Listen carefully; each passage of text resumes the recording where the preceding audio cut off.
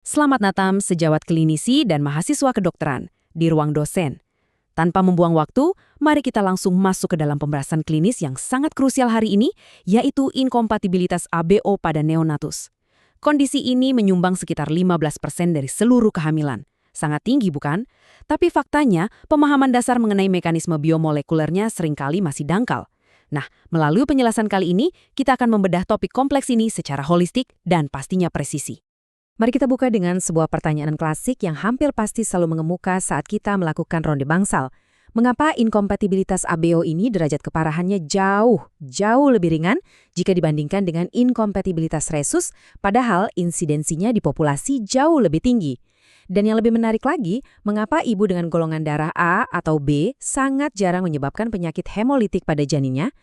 Ini adalah sebuah paradoks klinis yang menantang pikiran kita. Jawabannya, sejawat sekalian, tersembunyi rapat di dalam arsitektur biomolekuler dan sifat imunokimia dasar. Untuk memecahkan paradoks tersebut, peta jalan kita hari ini akan bergerak secara sistematis.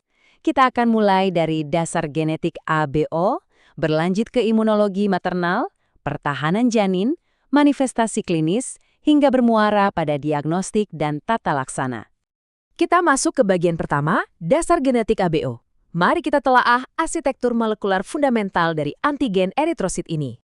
Perlu diingat bahwa sistem golongan darah ABO tidak serta-merta mencetak protein antigenik pada permukaan sel darah. Mereka justru mengkodekan sebuah enzim yang disebut glikosyltransferase. Tapi tunggu dulu, sebelum enzim tersebut bisa bekerja, ada fondasi absolut yang harus dibangun, yaitu substansi H. Substansi ini disintesis secara spesifik oleh gen FUT1. Bayangkan ini seperti membangun rumah. Jika gen FUT1 tidak membuat fondasi substansi H ini, maka enzim glikosyltransferase ABO sama sekali tidak akan punya tempat untuk bekerja. Sekarang mari kita bandingkan secara molekuler. Gen ABO memiliki 3 alel utama. Alel A dan B mengkodekan enzim yang sangat aktif, masing-masing menambahkan molekul gula ke atas substansi H tadi. Tapi bagaimana dengan alel O? Alel O ini sebenarnya adalah sebuah alel nul akibat mutasi pergeseran kerangka pembacaan atau frameshift mutation. Secara spesifik, ada delesi satu nukleotida guanin pada posisi 261. Kehilangan kecil ini membuat enzim yang dihasilkan menjadi tidak aktif sama sekali. Konsekuensinya jelas. Pada individu dengan golongan darah O, substansi H dibiarkan begitu saja, murni, telanjang tanpa modifikasi apapun. Dengan bekal genetik tadi, kita masuk ke bagian kedua, imunologi maternal. Disinilah letak kunci dari signifikansi klinis interaksi ini. Secara alamiah, tubuh kita memproduksi antibodi terhadap antigen A atau B yang tidak kita miliki. Pada ibu bergolongan darah A atau B, antibodi dominan yang diproduksi adalah molekul raksasa, yaitu imunoglobulin M atau IgM, dengan berat mencapai 900 kilodalton. Secara mekanis, makromolekul sebesar ini mustahil menembus sawar plasenta. Tapi perhatikan ibu dengan golongan darah O. Selain IgM, sistem imun mereka secara persisten memproduksi antibodi imunoglobulin G. Molekul IgG ini ibarat pasukan kecil yang lincah, ukurannya hanya sekitar 150 kilodalton. Dan hanya antibodi tipe IgG inilah yang memiliki potensi absolut untuk menyeberangi plasenta menuju janin. Harus kita pahami bahwa menyeberangnya antibodi ini ke sirkulasi janin bukanlah sekedar difusi pasif yang kebetulan. Ini murni transport aktif, sebuah mahakarya molekuler dari trofoblast plasenta melalui neonatal Fc receptor atau FcRn. Awalnya, IgG ibu ditelan melalui endositosis. Di dalam endosom yang asam dengan pH sekitar 6,0, reseptor FcRn mengikat erat IgG, melindunginya dari kehancuran. Begitu molekul ini berhasil melintasi sel dan mencapai sirkulasi janin yang memiliki pH fisiologis 7,4, ikatan ini mendadak terlepas. Dan begitulah IgG maternal yang destruktif ini dilepaskan langsung ke dalam tubuh janin.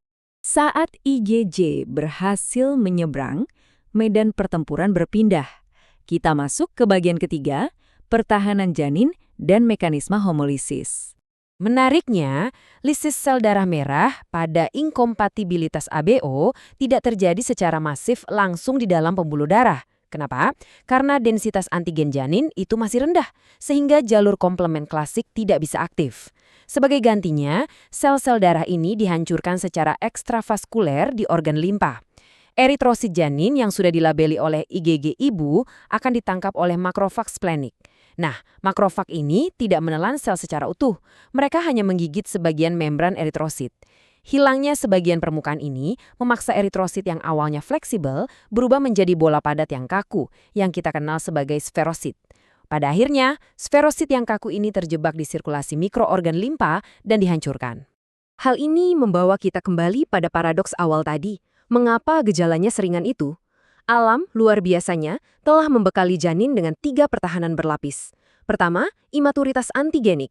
Ekspresi antigen permukaan janin masih sangat renggang, sehingga membatasi jumlah antibodi ibu yang bisa menempel. Kedua, efek spons atau sink effect. Sel endotel di seluruh tubuh janin ikut mengekspresikan antigen A dan B. Mereka menyerap antibodi bagaikan spons, sehingga beban pada eritrosit berkurang drastis.